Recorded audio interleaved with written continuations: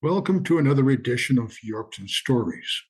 In this episode, a look at one aspect of Yorkton that some may find surprising or uncomfortable, but which is part of our everyday lives.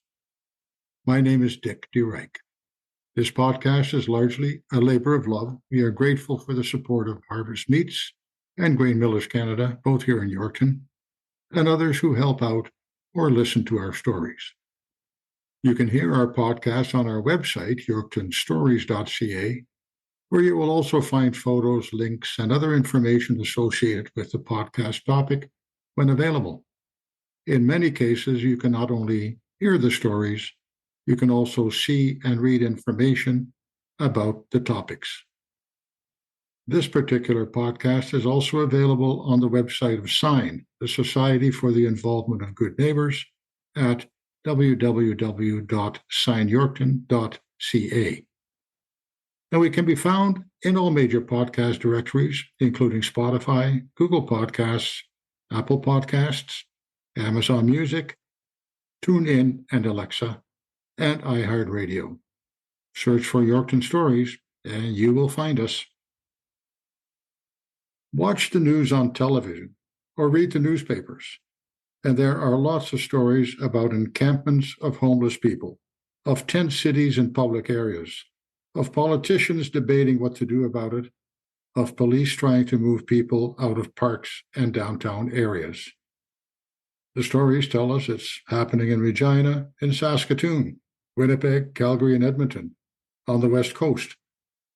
It happens on an even larger scale in cities in the United States, where winters aren't as severe, in Portland and Los Angeles and other Sunbelt cities. We may be tempted to say or think, well, that's one problem we don't have to deal with here.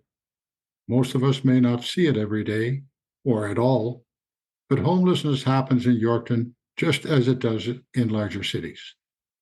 The people who work with the homeless and deal with it on a daily basis are well aware of the issue and have some very definite ideas about what can and should be done about it. We talked to two of them. Angela Chernoff is the coordinator of Bruno's Place on Dominion Avenue, an emergency shelter for adults, and Martha Gares, the manager of housing support at SIGN, the Society for the Involvement of Good Neighbours. Bruno's Place is 2 years old and began as a 10-bed emergency shelter that also provided 3 meals a day to clients and a breakfast open to the community once a week to start dealing with homelessness and food insecurity. It now has 20 beds, and they fill up fast on an almost daily basis. In March of this year, there were 442 overnight stays. It still provides 3 meals a day, and community meals are now also offered at lunchtime on Tuesdays and Thursdays, free and open to anyone. Bruno's Place served 1,251 meals in March. It also strongly encourages clients to seek help, to work with counselors who can help them plan, case planning in social work jargon, and it brings in a rotation of visiting professionals, including addiction counselors, Indigenous elders, SIGN housing support, weekend counselors, and Métis Association system navigators who help the homeless find their way around the many programs and supports available to them. It hosts 2 Narcotics Anonymous meetings a week and a sharing circle on Sundays. And there are weekend activities like movie nights and board game afternoons. Its income is derived in part from grants and fees paid by government, but it is largely dependent on community support through donations and fundraisers. Bruno's Place, by the way, is named for a homeless man by the name of Bruno, who was a familiar figure in Kamsack and then in downtown Yorkton in the 1960s and 70s. More about him on our website at www.yorktonstories.ca. SIGN Housing Support, which has 2 staff members, is a proactive and preventive program that assists hard-to-house or homeless individuals and families helping them find and maintain suitable housing in Yorkton. The program's mission is to decrease barriers that these individuals face. Support, referrals, and resources are provided to tenants and landlords to address issues and to promote a successful relationship between the two. The program is open to hard-to-house or homeless individuals and families seeking healthy, safe, suitable housing in Yorkton. In 2023, last year, housing support averaged 75 contacts per month, with clients, new referrals, and individuals contacting them for information and support. The staff provided clients with close to 2,000 items that were donated, ranging from snacks to personal care items to clothing and mattresses. About half of those referred to sign housing support by other agencies or families, the rest single individuals. More than 2/3 of the contacts were made by women. The most common problem they faced was financial. 62% of them listed that as a major barrier, followed by not having references for work or rental, disabilities or health issues, poor rental history, lack of ID, and arrears on bills. Substance abuse was an issue, but only for about 14%, and previous incarceration for about 8%. Last fall and winter, Bruno's Place, Sign Housing Support, and Turning Point, a Saskatchewan Health Authority program assisting individuals and families who are infected or affected by HIV or hepatitis C, conducted an informal survey among those who were or are homeless to get a better handle on the problem. Martha Gares points out, often when we talk about homelessness, those who have experienced it are missing from the conversation. For a variety of reasons, they prefer not to participate without a layer of anonymity because of the stigma associated with homelessness. They handed out a questionnaire and waited for responses. They received 13, which they know is only a very small percentage of the homeless and not enough to provide accurate formal data. But it is a start to getting a look at the bigger picture, Martha says. Those who replied were or had been homeless anywhere from a week to several years. For most, it wasn't the first time, and they coped with it by sleeping outside, in motels, and couch surfing, sleeping on the couch of a friend or family member. Homelessness was the result of not having a job, of fires in their homes, of addictions, of being kicked out of a home because of fights or feuds. Honest answers that were not sugar-coated. Asked what would help them most to find housing. Getting a job was the number one answer, along with finding treatment and getting sober. Asked what misunderstandings people have about the homeless. More honest answers.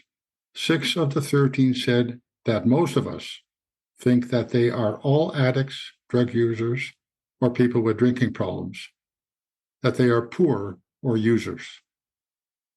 Added several, people don't know our story. They don't know what's happening in our lives. What would help them the most, they were asked. Friends and family, jobs, support, Bruno's Place, sign was the answers. What gift from someone would have helped most while homeless? Again, the answers were honest. A job, advice, shelter, and clothing. Help with getting around obstacles to get housing. And one said, $1 million would have helped. What else do they want to say to the community? Healing circles are awesome. Never give up. Be kind to each other, homeless people and the people helping the homeless. It took a lot of work, but I got my life back on track.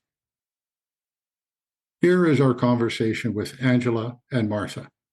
The first voice you hear after mine is Martha Gares of Sign Housing Support, followed by Angela Chernoff of Bruno's Place.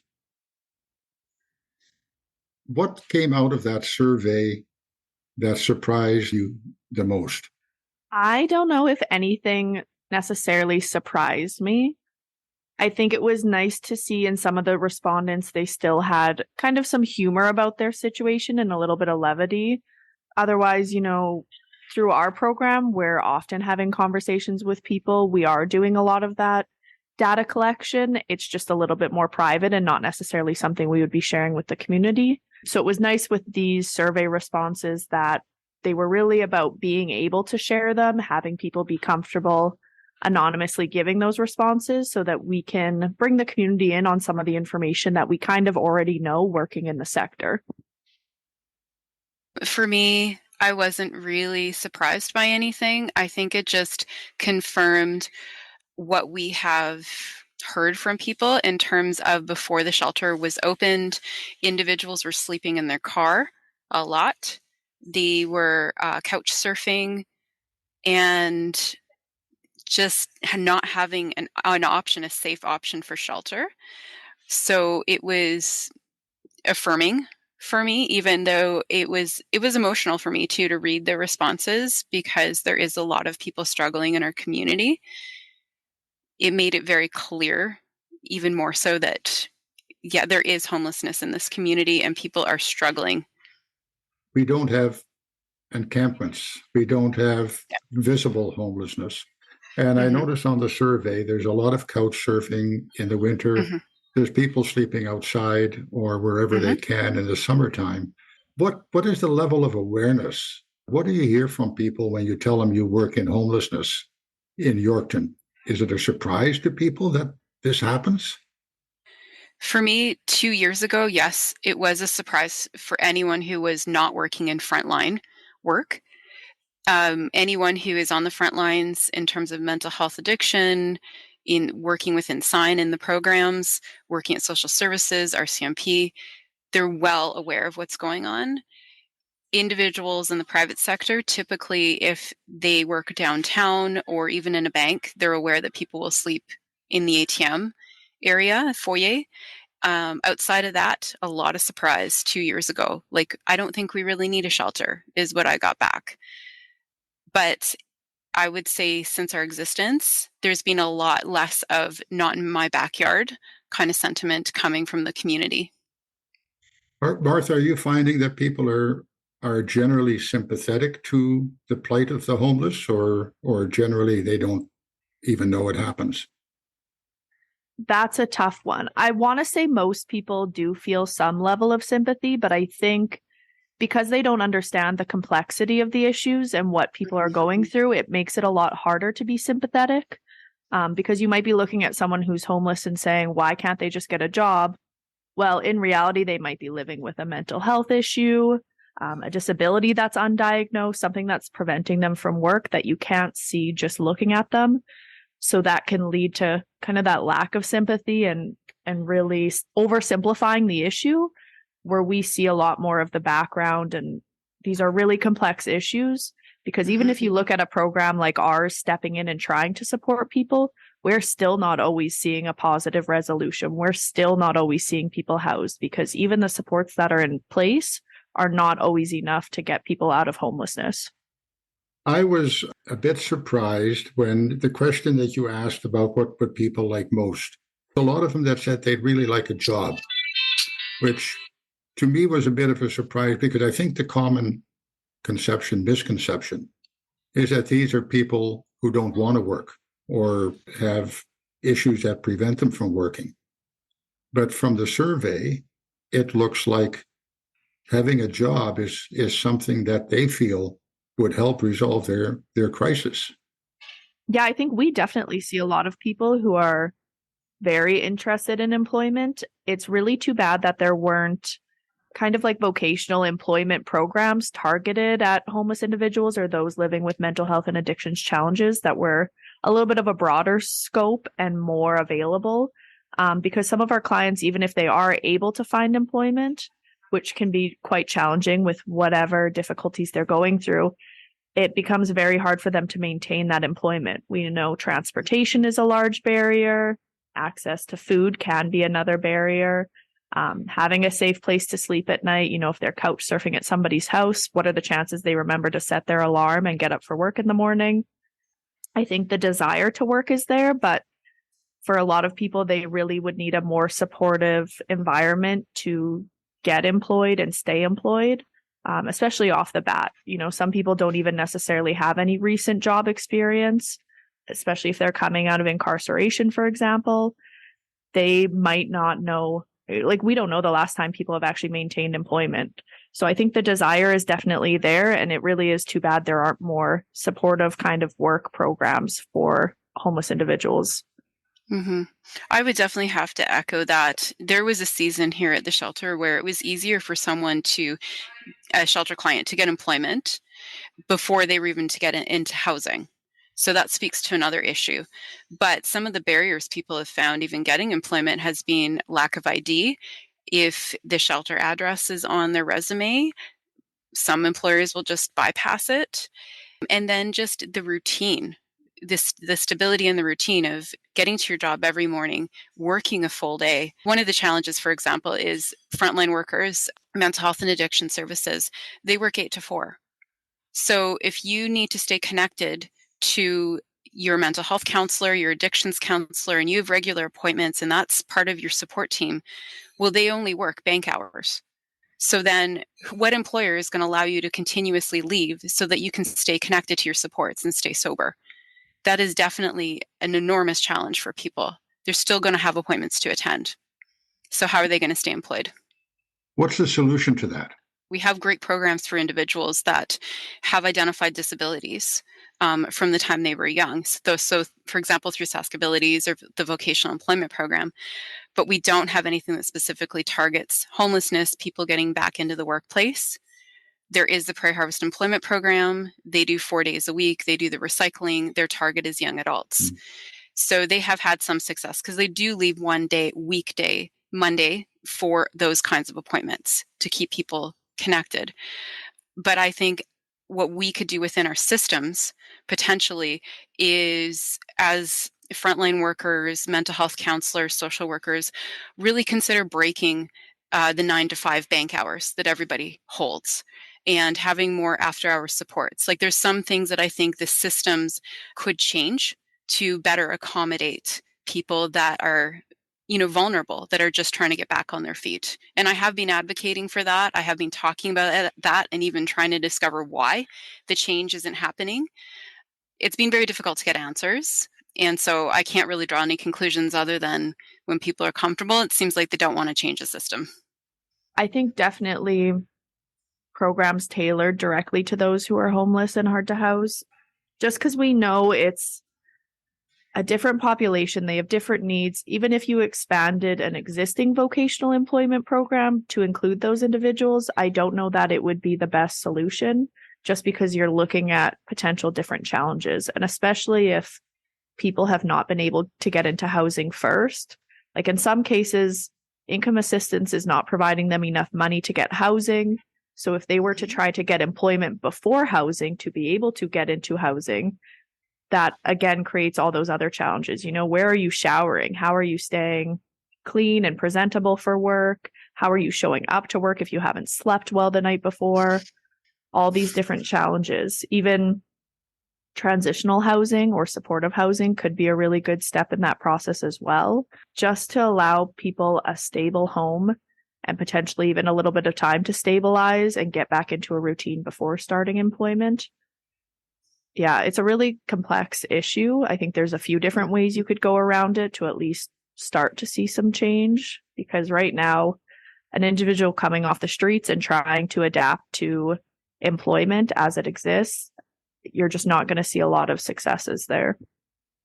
Angela, you provide temporary shelter at Bruno's place, but that's only temporary. How do people get a place to sleep at Bruno's place? We accommodate anyone as much as possible. If they just show up, our check-in is at 4 in the afternoon. And so that is before everything closes, which we found to be a good time. We do ask them to try and get a requisition from social services. We're a little bit different than Salvation Army that has an established relationship with social services. Here in our community, they want them to go down, start to case plan, work on established goals, and then they'll give them a requisition from the transient aid allowance money, not from income assistance, like an individual's money. So then that's how the government pays us. It doesn't even cover 50% of our cost per bed per night. We rely on grants, but that also runs out pretty quick. Like the average person, if they even agree to case plan, they'll get 5 to 7 nights max. And then because we have no transitional housing, like we can't even barely operate as an emergency shelter, because emergency means about 7 to 14 days, getting you stabilized and then getting you off to ideally transitional housing, supportive living, something that's the next step, something that's going to give you more. And we just don't have those options in Yorkton. So we're covering both ends. We're covering the emergency housing and transitional housing, because a lot of people will be sitting here for 6 weeks waiting for a place to open up and finding a place to sign a lease for, or waiting for detox. We definitely don't have enough services. We do have to provide a lot of complimentary nights because the government funding is just not there for it. We don't charge individuals because the purpose behind that is to not put anyone into a deficit in their funds or to take away money that they could be putting towards a down payment for a security deposit, things like that. We would like to remove all barriers for them to get into housing as soon as possible. But there still isn't transitional housing that they can move to from there. That's right. So the length of time that people stay here is like transitional housing. They just don't have anywhere else to go. And that's even just speaking to individuals that want to work on a case plan, that want to, work on goals in their life, get connected to housing support, all of that. There's lots that they just check in every night and they have no interest in changing anything. We'll be here for those people, but we're pretty new and we're trying to figure out, like, how do we get people motivated? Because here they don't have a lot of privacy. They don't have a place to keep their things. We don't try and make it too extremely comfortable, although I think that we can be a very comfortable place to help someone at least feel safe once they get off the streets. But they got to pack up their stuff in the morning and go. If they're not choosing to case plan, then yes, they do. We just don't have a lot of storage. But if we allow people just to sit here and do nothing, they tend to get into a little bit of trouble and not make good friendships. And the fights tend to break out, things like that. It's good for people to get out and get fresh air every day and also have a little bit of a push to go, hey, you know what, maybe if I do agree to work with the case plan manager, then maybe and I can have a locker and a guaranteed bed. There has to be something motivating them for that next step. Martha, transitional housing, what is it that we need that we don't have? Do we have any? We have some programs that cater to families, but a lot of the population that myself and Angela are seeing are those single adults, and there's really nothing for those individuals. And that's definitely really hard. I know we've seen even some individuals who have been successful in getting into low-income housing, and we do also desperately need more low-income housing. They still can end up evicted, within 2 months, because they just weren't really able or ready to live on their own yet, and they weren't able to hold a successful tenancy. So they're kind of returned to the streets within a few months. Whereas perhaps if they were in a more either transitional housing, supportive housing, where there was 24/7 support, there was a little bit more monitoring of what was going on site, I think we could see a lot more successes. Because I also know through our program, a lot of our clients, everyone they know is in a similar position. All of their family and friends are also struggling with housing or mental health or addictions. And so for some of our clients, even when they get moved into a place, they really want to help their friends and family. And so they're inviting those individuals over. They're trying to support their whole network, which landlords do not tend to appreciate when you have too many people staying in your unit, or they're concerned about the types of people who are at your place. So it's really challenging, even for a lot of those individuals who might get into traditional rental housing, to maintain that housing, because they need more support. or they need a little bit more understanding from the landlords. And we know most landlords are running a business. So if they start to see that the tenancy is affecting their bottom line or it's just not working out, those tenants just end up evicted really quickly. For those of us who don't understand some of the terminology, transitional housing, what does it look like physically and as far as services that might go with it?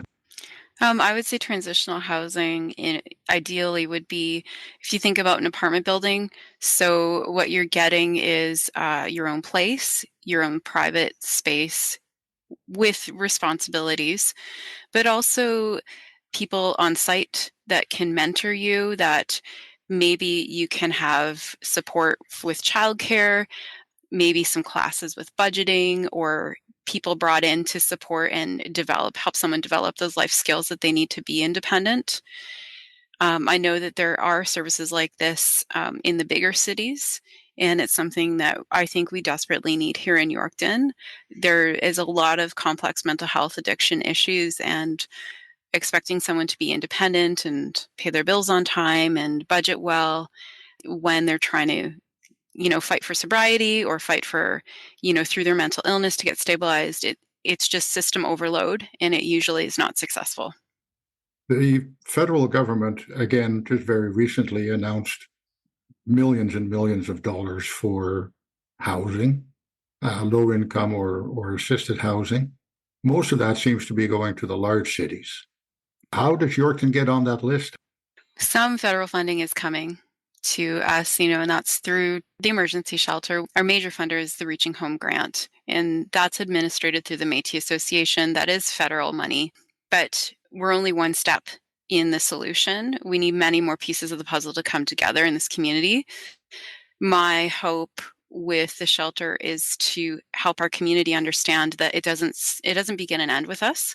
We're only kind of breaking down the first wall, and we have learned not to try and do everything and accommodate everyone and to frustrate other services a little bit as proof that we can't provide and meet all the needs in this community. More has to be done in terms of getting more money in. Like that's kind of our piece to kind of show evidence that we can't do it all. Yeah, it's a tough situation when you're applying for this funding. It kind of feels like a lottery. So we're hopeful that at some point it'll be our turn.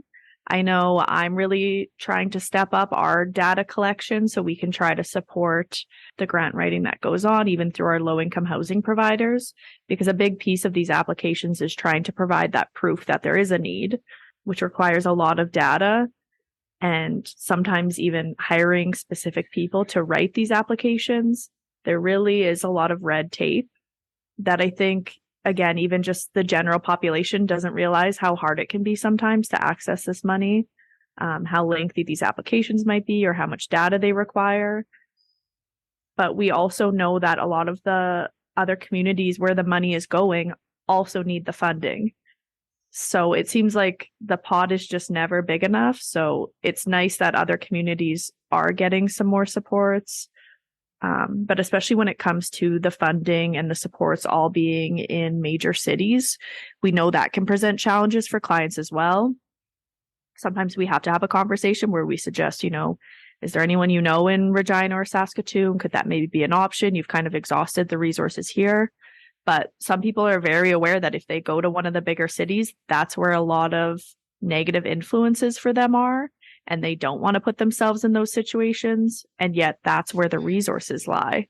So I'm hopeful that if we just continue to be persistent and really beef up the data collection, at some point we will see a little bit more of that funding stream into Yorkton. There is a working group, isn't there, including the city, to look at this and to put in applications? We're lucky in Yorkton, we have a social housing committee where a lot of different partner agencies who have interests in housing, homelessness, come together and try to support one another in putting forward these applications or discussing the issues, what they might need, what's going on. So that is definitely a positive thing that we do have going for us. A lot of agencies in Yorkton work really well together. It seems like at the end of the day, it's just a bit of a waiting game. Hopefully it'll be our turn for some funding soon, and we can make sure that our applications are as good as possible.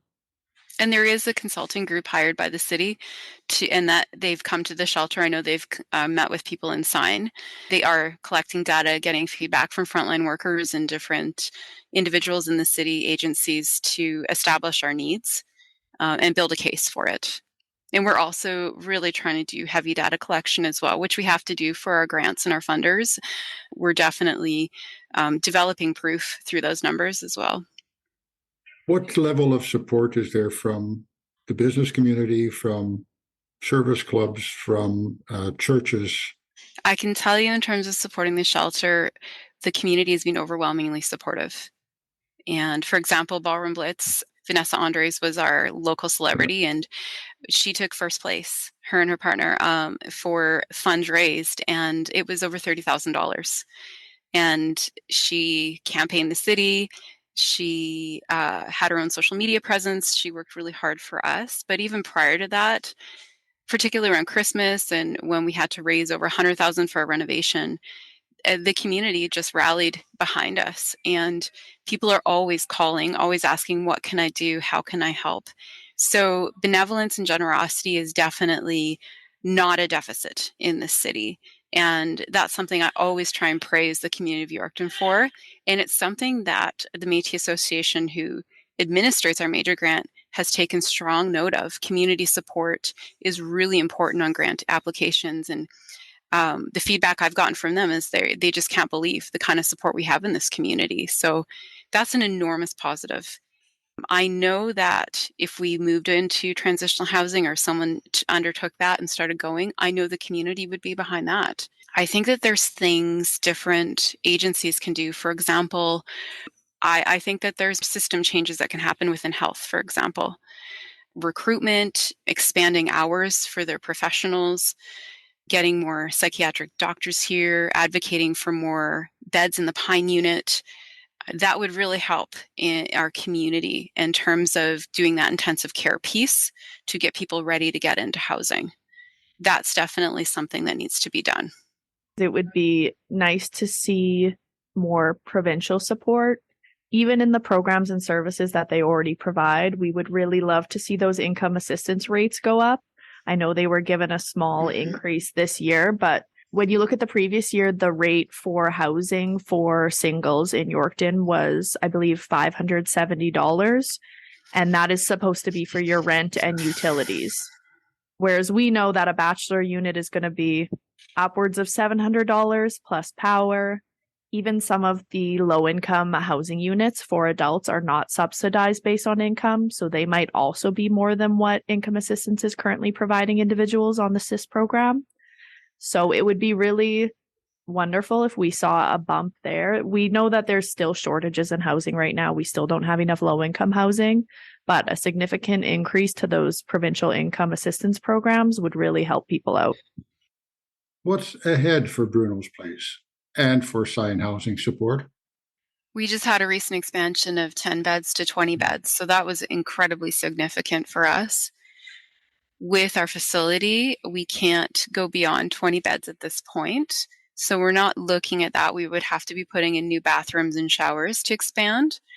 I think the expansion right now for us is just more going to be in the programming that we offer. Like we've gotten 2 NA meetings going, and we've brought in a new counseling service on Wednesdays. And so getting that rotation of visiting professionals is our focus right now. And keeping people occupied and busy with programming seems to be the best for them rather than sitting around. Beyond that, I think I would just like to see more happen with transitional housing so people don't have to be sitting here for so long. But that right now, that's not something that we can solve on our own here at Bruno's Place. We're really looking to the city and the social housing committee to come up with something, as a community. And Martha, there's 2 of you in housing support, you and Rebecca. What are your immediate needs, or what else can you do, and what would it take? Again, I think one of the most major things for us is the income assistance rates, because we know even if we can get people onto income assistance, well, they still can't afford rental housing. And we've talked about employment, that's just not always an option for our clients. So income assistance rates definitely can hold back our clients quite a bit. And just the general low vacancy rates. I think it's always a concern, the lack of knowledge of renters and landlords. So we are really trying to push to do some more education, even just for the general public. You know, it's not something that seems to be touched on in schools. We just kind of throw people onto their own at 18 or whenever they graduate high school. A lot of them end up moving into rental housing, and yet they have no idea what their rights are, what their responsibilities are, what the landlord's responsibilities are. And that can really lead to a lot of difficulty down the line. And we get a lot of calls with issues about, you know, I'm going to be evicted, I haven't paid my rent. So we would really like to see kind of a more educated society in general, and landlords really held accountable to make sure that their units are in good condition. They know their responsibilities as the landlord. Even if people get into rental housing, sometimes the condition is just deplorable. But if that's your only option, what are you going to do? Return to the streets? It happens on both ends. And again, I think, unfortunately, a lot of it is really just a lack of understanding of what my responsibilities are on both ends. And that's a limitation of our program because we don't have financial assistance. We can't provide the landlords a guarantee that if things go poorly with this tenant, you know, it's okay, we'll pay for any damages. Mm-hmm. That's not something we can do. So landlords are always taking a big risk if they're agreeing to rent to someone who doesn't have a good rental history, doesn't have references, hasn't spent a lot of time in rental housing. It might even be their first time renting. We know it happens on both ends. So we're really hoping to improve knowledge of what the rights and responsibilities are and who to call, because it can be very confusing if you're talking about, you know, something simple that you just need to contact the landlord about, or maybe suddenly there's a bylaw issue. Maybe you're having an issue with your neighbor. These can be complicated things to navigate, especially if it's for the first time. Watch for and listen to another podcast in about 3 weeks.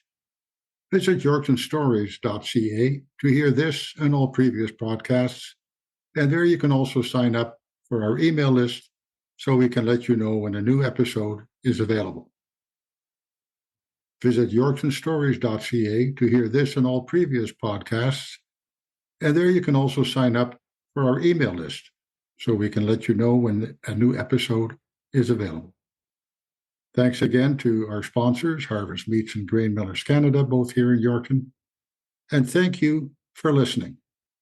Your comments and suggestions are welcome. Get in touch through our website or by emailing Dick, D-I-C-K, at yorktonstories.ca. We'll talk again soon.